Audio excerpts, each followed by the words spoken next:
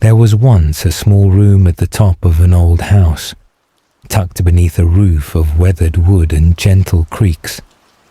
The walls were painted a soft shade of dusk blue, and the air always smelled faintly of lavender and something older, something like memory.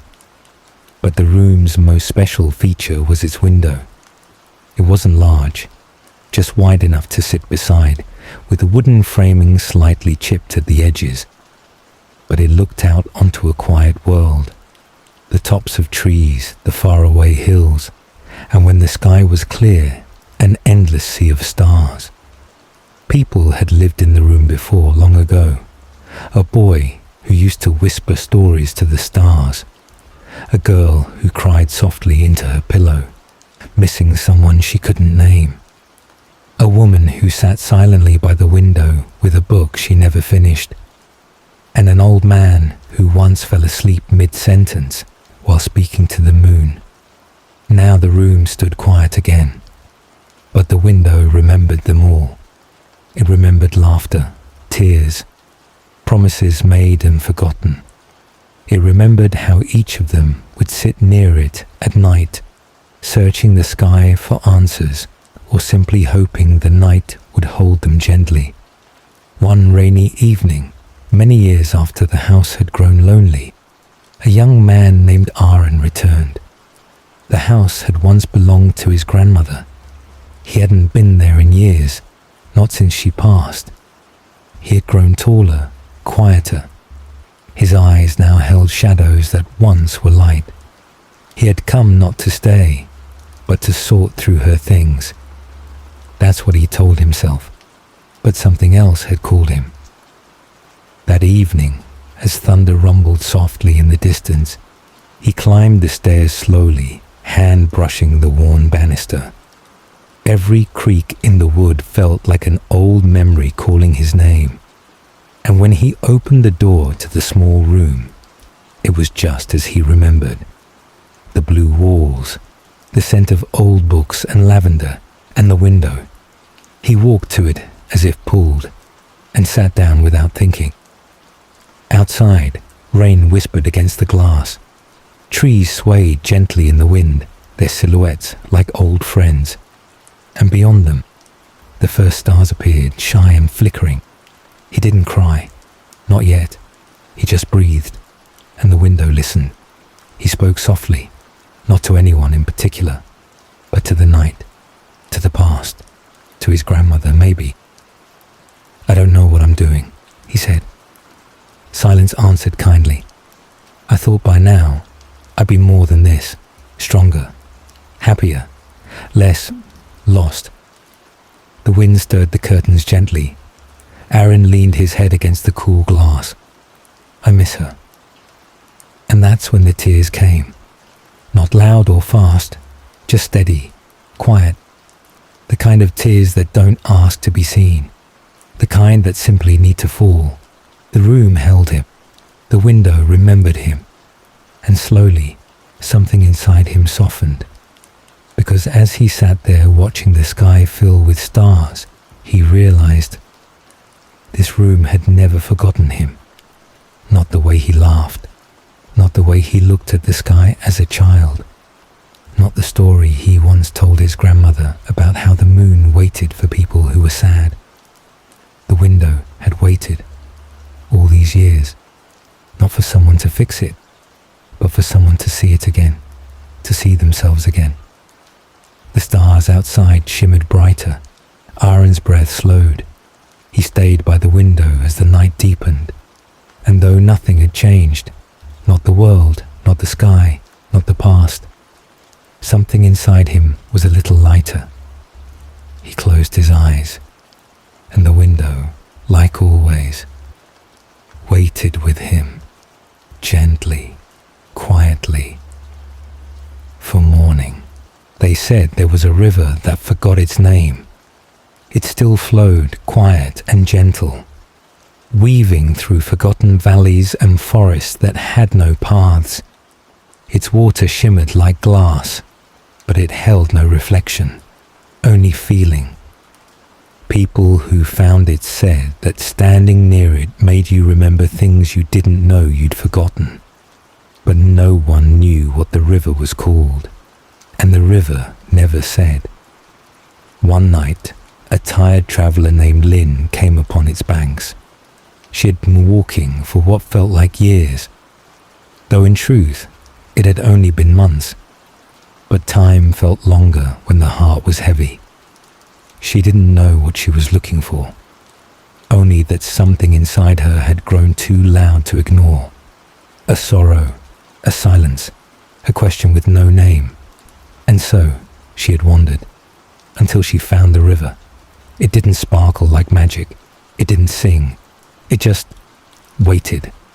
The trees around it leaned gently inward, like guardians of something sacred. Mist curled over the surface of the water, catching the soft light of the moon. Lynn stepped closer, her boots sinking slightly into the moss. She sat down by the edge and stared into the water. It didn't reflect her face. Instead, she saw moments, not images, but feelings. The smell of her mother's scarf when she hugged her as a child. The soft weight of her dog resting beside her during thunderstorms. The way her father once hummed a lullaby when he thought she was asleep. The ache in her chest the day she had to say goodbye. She blinked, and the water shifted. More feelings rose, not all gentle. A mistake she still carried. A name she couldn't say out loud. A version of herself she quietly mourned. Tears slid down her cheeks. She didn't wipe them away. The river didn't judge. It only listened. The longer she sat, the more her body softened. Her breath slowed. Her fists, once clenched so long she didn't even feel it anymore, finally loosened. And that's when she whispered, almost to herself, "I'm tired of forgetting who I am." A breeze stirred. The water shimmered. And for the first time, she thought she heard something. Not a voice exactly, but a knowing. Then remember slowly.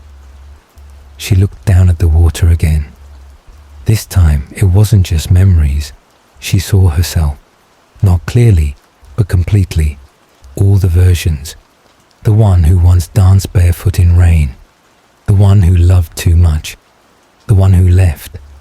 The one who stayed anyway. The one who had walked all this way just to find this silence. And in that silence, there was peace. She laid back on the soft moss, the stars above reflecting in her still wet eyes. She didn't have answers. She didn't need them. The river hadn't given her anything. It had only reminded her of everything she already carried. She closed her eyes, and the river, quiet and unnamed, flowed on beside her, not asking to be known, only to be felt. They say there's a lake hidden far beyond the map's edge. No road leads to it. No path shows the way. And yet, some find it when the heart is quiet, when the world becomes too loud, when you're ready to remember something you once chose to forget. That's when the lake appears. It looks like any other lake at first. Still, deep, silver blue, tucked between whispering trees. But what lies beneath it is unlike anything above. An entire library resting underwater. No dust, no noise, no people. Only shelves, hundreds, maybe thousands, made of glass and glowing wood, curving deep into the lake bed like soft spirals. And the books, they float, not on water, but in the space between stillness and memory. This is where lost dreams go, forgotten wishes, unfinished letters, moments the heart remembers, even when the mind cannot. Only a few ever see it, and that night, one of them was a girl named Mira. She had been walking for hours, not because she was lost, but because she didn't know what else to do. The weight in her chest had become too much. It wasn't one thing, Not a heartbreak or a failure, just everything. The slow, quiet ache of being someone no one really noticed anymore. She reached the edge of the lake just as the moon rose. The water glowed silver, and without fear, without a word, she stepped in. The water wasn't cold. It wrapped around her like silk. Her clothes didn't soak. Her breath remained calm. With every step deeper, she felt lighter. Not as if something was leaving her, but as if something long lost was beginning to return. She didn't swim. The lake carried her down gently, like a dream pulling her inward. And there it was, the library. Shelves curved like waves. Lanterns hung mid-air, glowing without flame. The water shimmered but didn't disturb the books. They floated quietly in rows, titles written in languages both old and forgotten, or perhaps simply personal. Mira stepped barefoot onto the soft stone floor. It was warm, and somehow, she knew where to go. Her hand brushed a shelf. One of the books lifted itself, glowing faintly, and floated toward her. She opened it. The pages turned on their own, and she saw a memory. It wasn't dramatic. It wasn't even important. It was a moment, 5 years ago, when she sat on a swing, eyes closed, the breeze kissing her cheeks. She had been humming a song she forgot she even knew.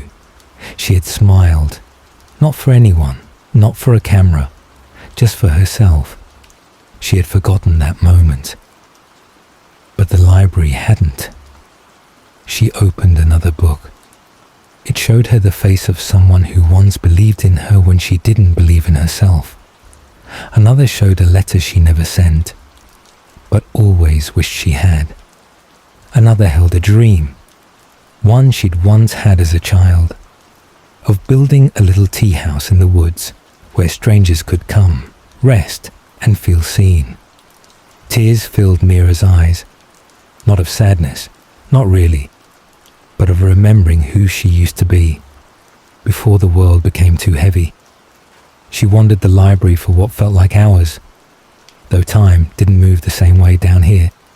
Some books held sorrow, yes, regret, fear, but all of them were hers, pieces of her, held gently, waiting. And the library, in its deep, quiet grace, had never judged her for leaving those pieces behind. It had only kept them safe. When Mira finally turned to go, she didn't feel whole.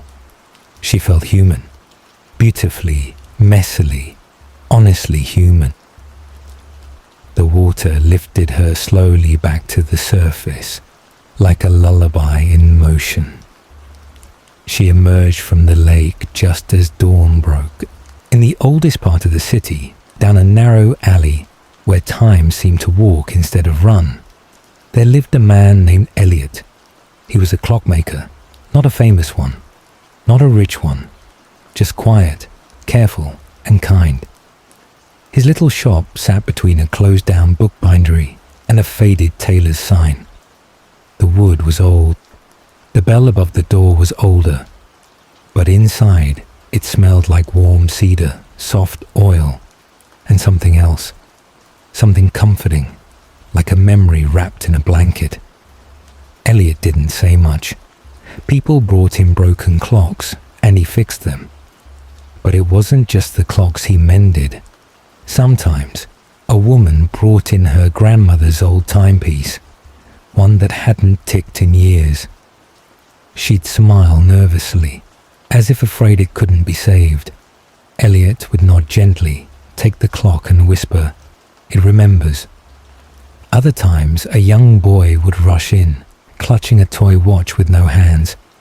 He'd speak fast, eyes wide. Elliot would kneel down, look him in the eyes and say, "This one just needs to rest, like all of us." No one quite understood how he did it. Some said he could hear time breathing. Some said he fixed feelings, not gears.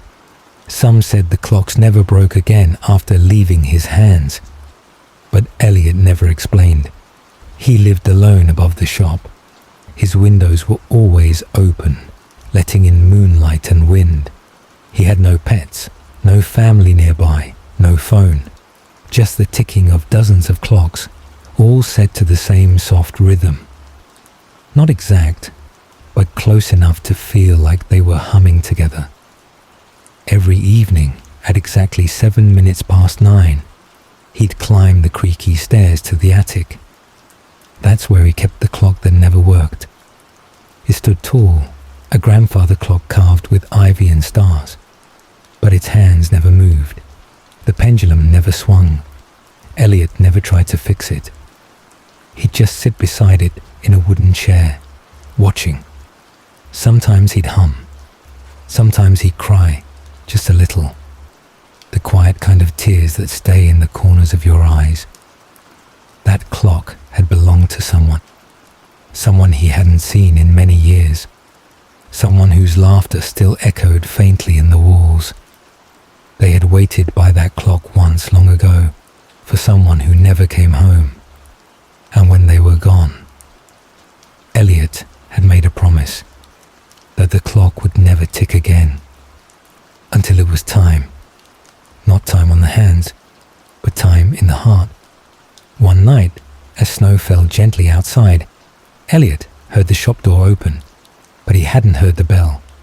He walked down the stairs, slippers soft against the wood. The shop was empty, or it seemed to be.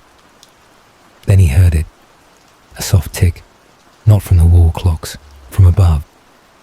He climbed to the attic again, heart beating slow and steady. And when he opened the door, the grandfather clock was ticking. Just once, then again, and again. No louder than a whisper, but clear as a breath drawn after grief. Elliot stood still. Then slowly, he sat down. The moonlight spilled through the window, and the room felt full. Not with sound, not with people, but with presence. He didn't speak. He just listened. The clock kept ticking, not rushing, not dragging, just gently moving forward. And Elliot, for the first time in many years, slept in the chair beside it, peacefully, because some clocks don't tell time. They tell when the heart is ready. They said the island wasn't on any map, and yet people still found it, but only in dreams. Not every dream, only the ones that came after quiet tears, after long nights, after losing something you couldn't explain, after wishing, not for answers, but for rest. That's when it would come, in sleep. Soft waves, golden sand and trees that whispered in voices only the heart could hear. The island didn't ask for anything. It didn't promise anything either. It just waited. One night, a boy named Saul dreamed of it. He was 12, maybe 13, old enough to know that some things don't last forever, but not yet old enough to understand why that hurt so much. His grandmother had passed a month ago. They had shared everything, bedtime stories, humming while cooking, warm socks on rainy days. She used to tell him, even dreams need a place to rest. That night, he fell asleep holding her scarf and dreamed. The sea was calm, the boat was small, but the island rose before him, glowing like memory. He stepped onto the sand barefoot.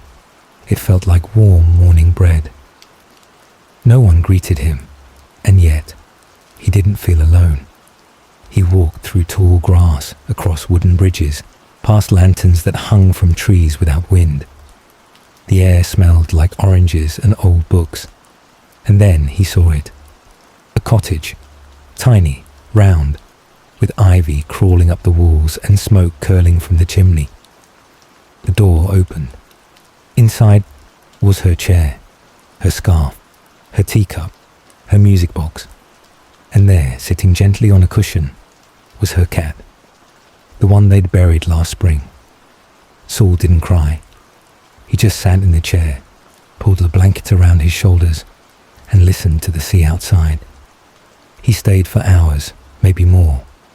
No time passed, and yet all the time he needed was there. Before leaving, he wrote a note in the sand with his finger. "I remember you." Then turned, smiled at the wind, and walked back to the boat. When he woke, his pillow was damp with tears, but his heart was lighter, because the island only came in dreams. But it waited for all those who needed to feel whole again. In a quiet little town where snow fell like whispers, there was a small house with a wide window, and in that window sat a cat named Juniper. Every evening, like clockwork, she jumped onto the sill and watched, not for birds, not for passing cars, but for someone who hadn't come home in a very long time. Juniper's owner had been a kind old man named Theo. He used to hum when he cooked. He used to read out loud to Juniper, even when she pretended not to listen. He used to stroke her ears just right, like he knew the shape of her dreams. Then one winter, Theo got sick, and one morning, he simply didn't wake up. The house was quiet after that, but Juniper stayed. She could have wandered off, found a new home perhaps, but she didn't, because every evening the window still glowed warm, and she still believed he might walk through the door again. Seasons passed, the curtains yellowed, dust gathered on the shelves, but Juniper remained. One snowy night, a girl named Lila moved into the house. She had lost something too, though she didn't say what. She found Juniper curled on the window ledge. At first, Juniper didn't move, but when Lila gently sat beside her, she purred, not loudly, just enough to say, "I remember." Lila began to sit beside Juniper each night. They never talked. They just watched the world grow quiet together. Sometimes Lila would read, and Juniper would lean against her. Sometimes they'd listen to the wind, and sometimes they'd both cry softly. One night, Lila whispered, "I miss him too, whoever he was." Juniper blinked slowly, and for the first time, turned her eyes away from the window toward the girl. And just like that, the waiting became something else. Not for someone to return, but for someone to stay. In a quiet village, nestled between tall hills and quiet streams, there lived a girl named Elara. She didn't speak much to people, not because she didn't want to, but because her words often felt too heavy, too full of feelings no one seemed to understand. So instead of speaking, she wrote. She wrote letters she never sent. Letters to the wind, to the trees, to people she once loved and people she hadn't met yet. But her favorite letters were the ones she wrote to the moon. Every night, just before bed, she would sit by her small window, the frame chipped, the glass slightly fogged, and write a letter in neat, careful handwriting. She would start with the same words. "Dear Moon, tonight I need you to listen." Sometimes she wrote about things that made her heart ache, like missing her mother's laugh, or how it felt when her best friend moved away without saying goodbye. Sometimes she wrote about dreams, soft ones, where she lived by the sea and painted shells all day. Sometimes she didn't write words at all, just feelings, little spirals and sketches, as if her heart needed to speak in silence. And each night, after sealing her letter with a kiss, she folded it gently and placed it on her windowsill. Then she'd close her eyes and sleep, and every morning the letter would be gone. She never questioned where they went. She just felt lighter, like the moon had taken her words and tucked them safely into the sky. One day, the village grew loud. There was news of change, of moving, of leaving, of endings she didn't ask for. Ilara felt it coming like a storm behind her eyes. That night, she didn't write. She just sat at the window, knees to her chest, watching the clouds cover the moon. "I don't think you'll hear me tonight," she whispered. But the clouds parted just a little, and the moon shone through soft as a lullaby.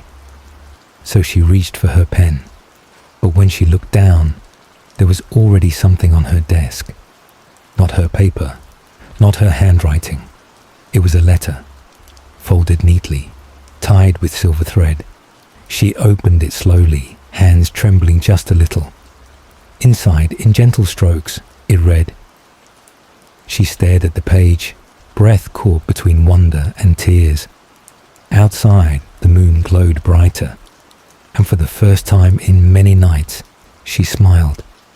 Not because the world had changed, but because she knew she was being held, gently, quietly, by something bigger than she could name. That night, she wrote again. "Dear Moon, thank you for listening. Tonight, I just want to rest. Will you stay with me?" And when she lay her head down on her pillow, moonlight slid gently across her bed like an answer.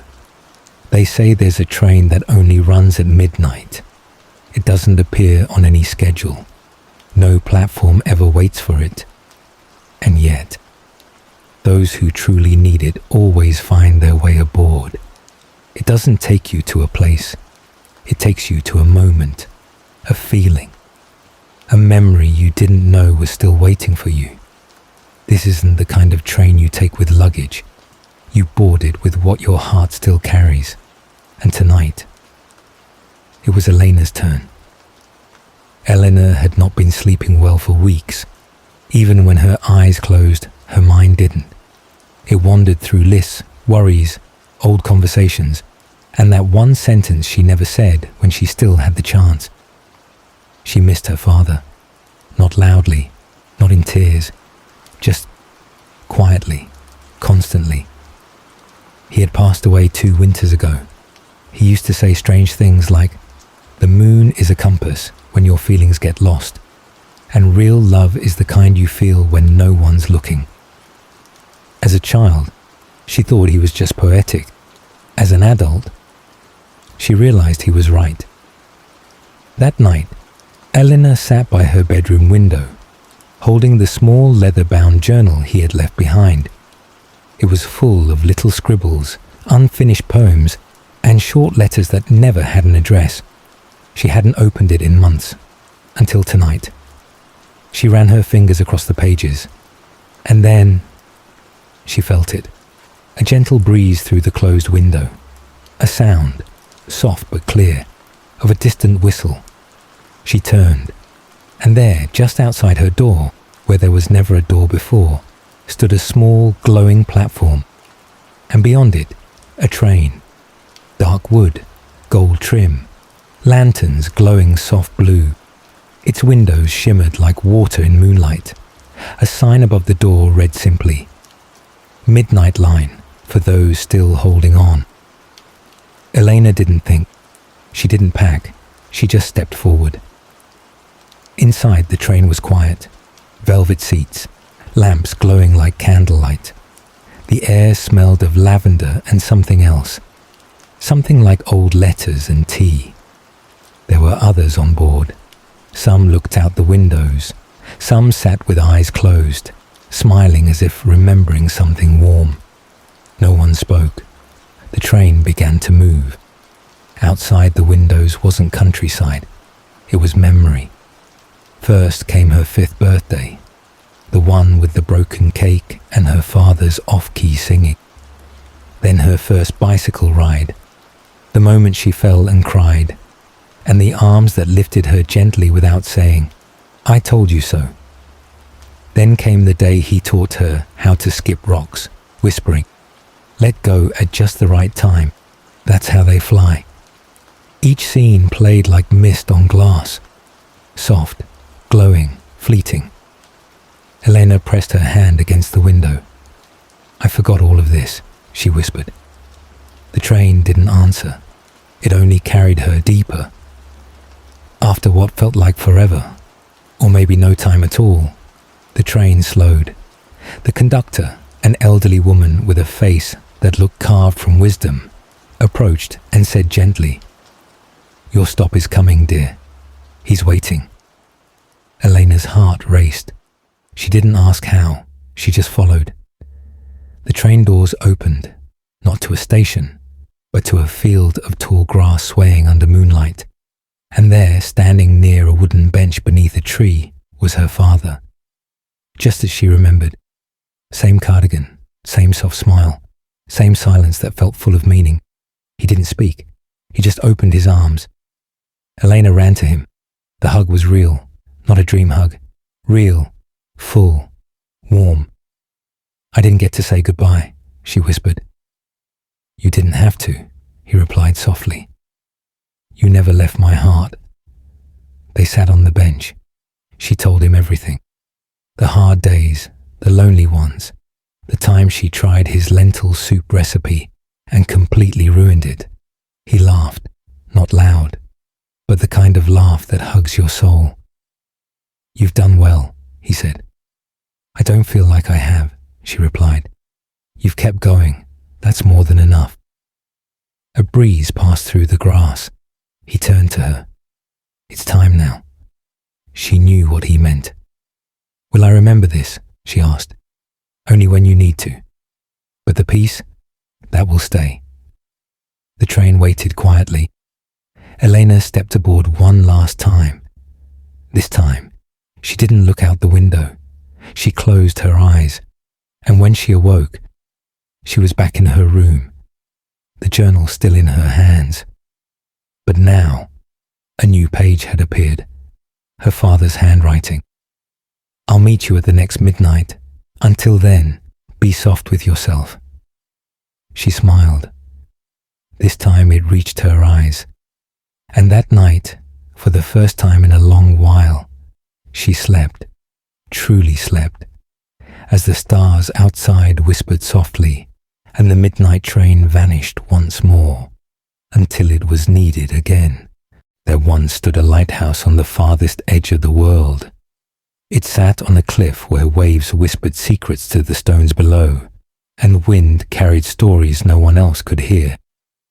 The lighthouse had no name, no sign, no tourists, only one light, one window, and one keeper, an old man named Callum. He had lived there longer than the sea could remember. Callum was not like other men. He didn't talk much, though he had many stories. He didn't keep a clock, though he always lit the lamp at sunset. And he never left. Not once. Every night, without fail, Callum climbed the narrow spiral stairs to the top of the lighthouse, opened the rusted latch, and lit the golden lamp. The light stretched far across the water, not dazzling, but soft, like a hand held out in the dark. Locals said ships hadn't passed that route in decades, but Callum still lit it, because he had promised. Many years ago, when his beard was still red and his back still strong, Callum had a brother named Aidan. They were born in the same winter, grew up chasing gulls and dreaming of ships. But where Callum stayed, Aidan left. He wanted more than cliffs and clouds, so he became a sailor. Callum remembered the last time he saw him. Aidan stood on the dock, coat flapping in the wind, eyes shining like he already belonged to the sea. "I'll be back before the lantern burns out," he had said with a grin. But days passed, then years, then decades, and still, no sail on the horizon. People said he was gone. Callum never believed them. He kept the lighthouse not for ships, but for Aidan. He wrote a journal every night, just a line or two. Sometimes a memory, sometimes a question, sometimes just still waiting. He polished the brass, mended the glass, kept the path clear, even in winter. Visitors came sometimes, wind-worn hikers, lost birds, quiet wanderers, but they always left with a feeling they couldn't explain, like something in that place remembered them, like the light was not just for direction, but recognition. One autumn night, the wind was different. It didn't howl, it hummed. Callum felt it in his bones as he lit the lamp. Outside, the sky was deep purple, and the waves were calmer than they'd been in weeks. He sat by the window with his tea, eyes scanning the darkness as always, not expecting, but never giving up. Then he saw it. At first he thought it was just his breath on the glass, but no, it was a flicker, a shape, a light. Far out, where sea met sky, something moved, a sail, a ship, coming closer. Callum stood slowly, heart trembling. Could it be? He blinked, once, twice, and the ship disappeared behind a wave. But when it rose again, it was closer, no mist, no illusion, real. He rushed outside, coat flapping, boots crunching against stone. The wind carried only silence, no horn, no shout, just the sound of his heartbeat. And then it docked, an old wooden ship, weathered, faded, familiar. Callum stepped forward. The figure on deck was thin, slightly stooped, but the smile was the same. "Aidan," he whispered, and the man nodded, tears in his eyes. "I told you, before the lantern burns out." They didn't speak for a long time, just sat on the rocks, side by side, watching the sea like boys again. Aidan explained, slowly, how a storm had taken his ship, how he had washed ashore somewhere far, far away, how he'd never stopped trying to come home. "But how did you know I'd still be here?" Callum asked. Aidan chuckled. "Because I saw the light, every night, even when no one else could." That night, for the first time in 50 years, the journal entry was different. He came home. The next morning, the lighthouse stood the same. Waves still whispered. Wind still roamed. But the light didn't come on that night, because it didn't need to. He had waited, and love had found its way back. In the heart of a misty little town, down a cobblestone alley no one hurried through, stood a small clock shop that ticked even when everything else had stopped. The sign above the faded wooden door read, "Elias Wren, time restored." It was a place most people passed without noticing. No flashing lights, no big windows, just quiet ticking, like a heartbeat that had forgotten how to rush. Inside sat an old man with kind eyes and a coat that smelled faintly of tea leaves and rain. His name was Elias Wren, and he remembered every clock. There were tall grandfather clocks whose hands had seen wars and weddings, tiny pocket watches with hearts etched inside, dusty hourglasses once used to time lullabies. Each clock had a story, each tick a memory. Elias didn't just fix clocks, he listened to them, felt their rhythm, and when he held one, he'd whisper gently, "Tell me what you remember." And somehow, they did. But Elias had one clock he never touched. It sat on the highest shelf, wrapped in blue velvet, a golden pocket watch, smooth as riverstone, with a tiny engraving on the back. "For Rose, wait for me." No one had ever seen him open it, and no one ever asked, because somehow everyone knew it was still waiting for something or someone. One rainy afternoon, the bell above the shop's door jingled, soft, like a memory returning. In stepped a little girl. Her coat was too big, her boots were muddy, but her eyes, they sparkled like time itself. "Are you Mr. Wren?" she asked. Elias looked up, surprised. "I am, and you must be—" "My name's Lila," she said, placing a folded paper on the counter. "This is from my grandmother." He unfolded the letter slowly. As his eyes moved across the page, his hands began to tremble. The letter was short, but it ended with, "Tell him I waited. Every spring, every Sunday. The clock stopped the day I knew he couldn't come, but I never stopped listening for him. Signed, Rose." He sat down heavily, his breath caught between years. Lila watched him carefully. "She told me you fix clocks, but she said this one was different." From her pocket she pulled out a small silver watch, not golden, not grand, but Elias recognized it instantly, the match to his own. He reached slowly for the blue velvet on the high shelf. For the first time in 40 years he opened the golden watch. It ticked, faintly, like a heart remembering how to beat. Elias told Lila the story, how he and Rose met at a train station, how every Sunday they would meet at noon under the bell tower, how he'd gone off to care for his ailing father in another town, promising he'd return before spring. But spring came and went. Letters were lost, time slipped, and shame kept him away. He had never forgiven himself for making her wait. "But she forgave you," Lila said softly. "She said love doesn't stop, even when time does." That night, Elias didn't go home. He stayed in the shop, polishing the two watches side by side, the golden and the silver, the promise and the reply. For the first time in years, he opened the journal he had kept in a drawer, still filled with unfinished thoughts. "I wonder if she still wears blue. Does she still look up at 12 o'clock? Would she know me now?" He added one last line.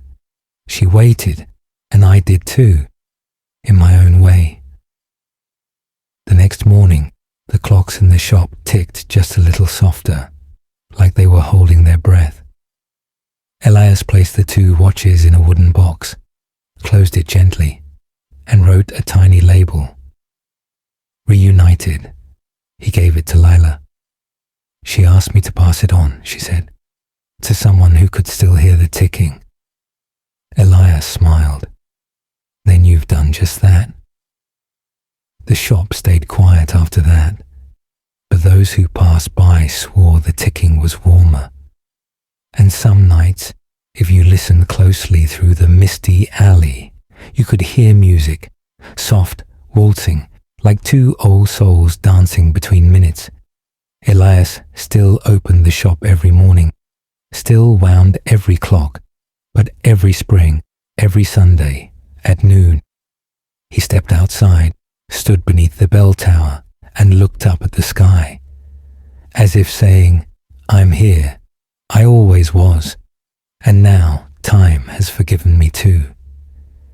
And just then, every single clock in the shop would tick in perfect harmony, as if even time had sighed.